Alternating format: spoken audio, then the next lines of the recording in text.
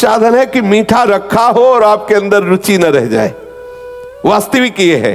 कब लगेगा? जब उससे ज्यादा मीठा कुछ लगने लगेगा, उससे ज्यादा कुछ मीठा लगेगा। तो सबसे मीठा है प्रभु का नाम।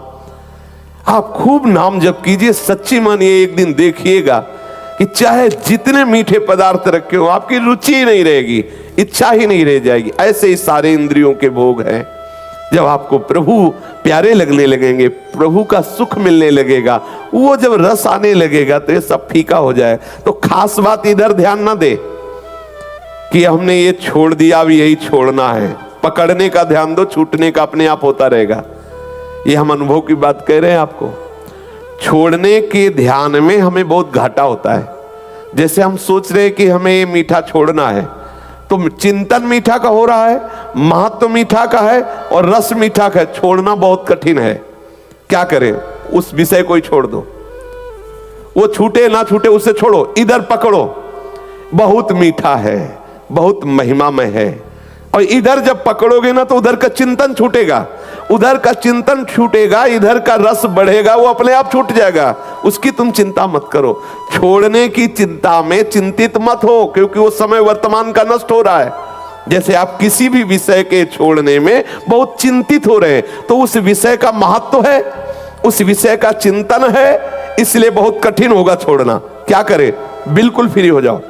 आप चिंतन को, उस चिंतन को प्रभु के नाम में लगाओ, प्रभु के रूप में लगाओ। और ये सत्य है, ये सत्य चिंतन आपके उस असत चिंतन को अपने आप नष्ट कर देगा। ये हम अपने हृदय की प्रक्रिया को कह रहे हैं।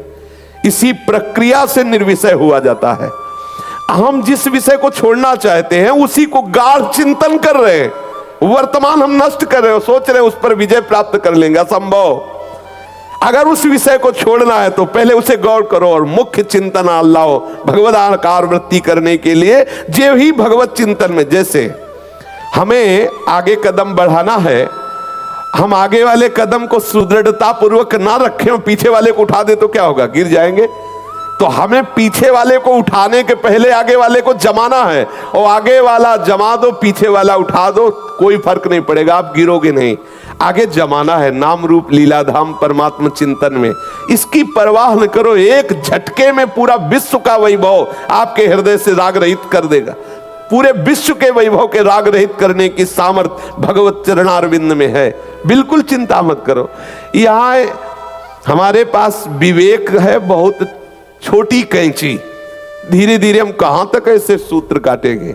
और प्रभु के पास कृपा रूपी तलवार है, एक ही बार में पूरी सब कट जाएंगी। आप क्या करो? भगवद आश्रित होकर चिंतन पर महत्व दो। ये जो हमारे अंदर वर्तमान में विषय त्याग के चिंतन की गाढ़ वृत्ति आती, इसमें दो दोष होते हैं। एक होता उस विषय का महत्व और दूसरा होता वर्तमान में उस विषय का चिंतन। तो छोड़ोगे कब? किसके सामर्थ्य से छोड़ोगे? पहली बात उसमें महत्व बुद्धि खत्म हो, दूसरी बात भगवत चिंतन हो, तभी आप छोड़ पाओगे। अगर भगवत चिंतन नहीं है, उसी का चिंतन हो रहा है, तो आप सोचते रहो कि छोड़ना है। आज से कसम खाते हैं गंगा जी की, यमुना जी की, और दूसरे दिन फिर वही करेंगे। क्या करें? हमें कोई कसम खाने की जरूरत नहीं, हमें खूब प्रसाद पाके नाम जपने की जरूरत है। और ठीक ना हो जाओ तो बताना, इसी बल से आगे बढ़ा जाता है। ये सब छूट जाते हैं, सब छूट जाते हैं, अपने आप छूट जाते हैं। आप पकड़ने की कोशिश करें, आप पैर जमाने की कोशिश करें, वर्तमान को भगवत चिंतन में लगाइए, आपका सब मंगल हो जाएगा। भूत भी मंगल हो जाएगा और भविष्य भी मंगल हो जाएगा। हम वर्तमान को विषय छोड़ने के चिंतन में बर्बाद कर रहे हैं, तो हमारे अंदर सामर्थ्य तो है नहीं भगवत चिंतन की, तो छोड़ नहीं पाते। इसीलिए इतना समय हो गया। कम समय में ऊंचाई पर चढ़ने के लिए आपको सूत्र बता रहा हूं, ये हृदय की बात बता रहा हूं। इसी से परम शांति मिलती है। जितने भी गंदे विषय हैं, हम छोड़ने के लिए क्या उपाय करें? भगवत चिंतन, उसका चिंतन ही ना होने दे। ये खास बात है। हमारे पास जो वर्तमान का ये मिनट है ना, हम इस मिनट में किशोरी जी के गोरे चरणों का चिंतन करते हैं।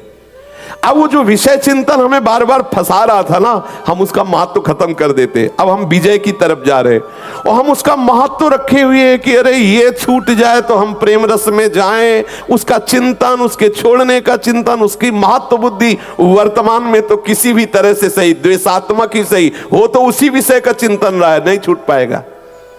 हमें भगवत चिंतन पर ध्यान देना है, तो हम संग विवर्जिता रूपी स्थिति को प्राप्त कर लेंगे।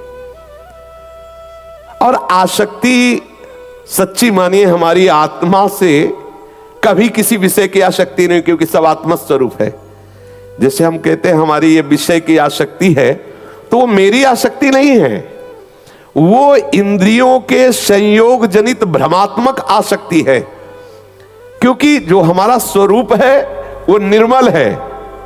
कोई भी आसक्ति हमारे स्वरूप को ना कभी स्पर्श की है, ना भी कर रही है, ना आगे करेगी। देह और इंद्रियों के संयोग का अधिष्ठाता मन विषयों की आसक्ति में फंसा हुआ है। और आप चिंतन के द्वारा जब मन को इधर लगा देंगे तो अनासक्त हो गए। सारा खेल इस मन का है। मन इधर लगा कि आप जीवन मुक्त, मन इधर लगा तो पुनरपि जननम पुनरपि मरणम पुनरपि जननी जठरे शयनम।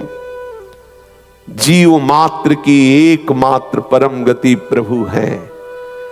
जब प्रभु देख लेते हैं ना कि हमारे चिंतन के लिए प्रयासरत है, वो कृपा कर देते हैं। एक दिन ऐसी झांकी आएगी कि आप बावरे हो जाएंगे, देख लेना। हृदय से जो विषय आकर्षण है उसके छोड़ने के प्रति आप समय बर्बाद मत कीजिए। आप प्रभु को पकड़ने के लिए व्याकुल होइए। प्रभु के चिंतन में इतनी सामर्थ्य, इतनी आग है कि वो सब वासनाओं को भस्म कर देगी। साधन में कमी आप मत रखो और अहंकार भी न करो कि इसी से बात हो जाएगी। और अंदर से व्याकुल होकर प्रभु को पुकारो। किसी दिन घटना घटेगी आपके जीवन में। परिवर्तन जो एकदम होता है वो घटना से होता है। कोई न कोई ऐसी घटना अलौकिक